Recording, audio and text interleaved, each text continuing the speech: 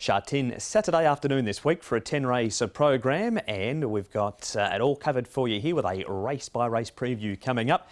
Joined in the studio for it by Paul Lally and Tom Woodden. Tom, Macau comes to town. Certainly does, Mark. A good field assembled for the Hong Kong Macau Trophy. It's over the 1,400 metres. This race hasn't been run since pre-COVID times. 2019 was the last edition, and I think it's probably Beauty Eternal's race to win. Concerned maybe with one of the Macau horses that's missed a whole lot of work, Star of Yuchong. That is exactly right. But what else is happening on Saturday, Paul? We've got two good jackpots, 1.3 million going into the triple trio, so that should get up to about 3 million, and then 2.3 million going up to the 6-up win bonus, so that should get up to over 6 million. So a couple of good ones there on a Saturday. A whole host of first starters, even races I thought throughout the card, except for the big race where I'm sure Beauty Eternal will start a short price favourite. He certainly is in early betting. His odds on a day prior to the race. Now the first event though, it is a Class 5 over the 1,800 metres, and Red Elise and Starship 80 are both on the class drop. Flying Gallop wears a crossover noseband for the first time. Pakistan Friend, a two-time winner, course and distance. Lucky Missile has raced best at Happy Valley so far. Ring Bells has his second start for Jimmy Ting, and Smiling Face will wear cheek pieces for the first time, Tom. Certainly will, and in this race here the speed is likely to come from Baron Z, who did go forward and lead 2 runs ago, but they didn't opt to do that from a similar draw last time out. Cable Speed on the 3 wide line with Red Impact and Red Elise dropping in grade and barrier 14. Ring Bells, he was handy last start, Paul. Yeah, Lucky Missile, he's got a bit of draw, so I think he might be a little bit handy than he normally is. And yeah, Baron Z, I just thought with the apprentice claim he might go forward because there's no other real leader in the race. We're going to the opposite end of the book, though, for the first replay, Paul. A couple of downgraders in Red Elise and Starship 80. Yeah, really well rated is Red Elise. His last one was off a 47 rating. He's now into this 40 rating, comes down in grade. So, look, I think he's well placed in this. Starship 80, haven't seen enough from him.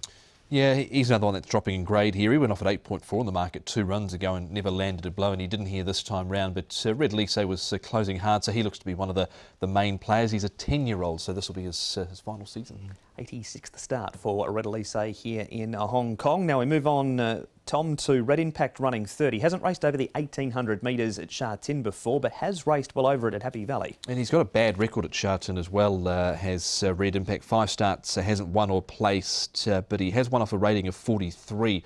So, look, I think he's probably going well enough to maybe compete in this race, Paul, because it's not strong by any stretch. No, it's definitely not. He's had a few trainers, isn't he, Red Impact, now with David Hall.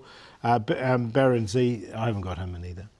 We move on then, Paul, to this replay, which features a Cable Speed, the best of the 5 here. Yeah, look, Cable Speed, he finished off nice enough. Look, Ring Bells steps up to 1,800 metres and ran his best race running 5th. He's a really out-and-out star. So of this lot, I'm going to include him. And if Superb Daddy was at his absolute best, which he's probably not at the moment, hence he's off a rating of 34, but he has won off 32 in the past. He's pulled up Aurora in his last couple. That horse, of course, came out and won again midweek, Gallant Hero, but he's just been struggling recently, Superb Daddy. Over the Moon, Tom, some track work for him now. He's out of the Casper Found stable. He's placed his last 2 in Class 5. Yeah, well, I thought when he got down to Class 5, he would have pretty much won one immediately. That hasn't quite been the case, and I thought pretty much last time he had every chance. I'm prepared to give him another chance here. Yeah, I am too. Coming back to Sha Tin is probably better for him.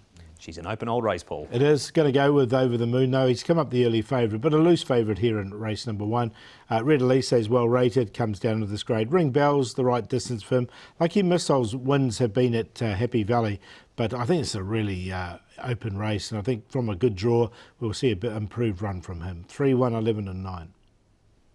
3 on top for me as well. Over the Moon, he's run 3rd his last couple. Maybe coming back to Sha Tin will help him. I thought he had every chance last start. Red Elise has just got to overcome barrier 14, big weight, and it being a 10-year-old.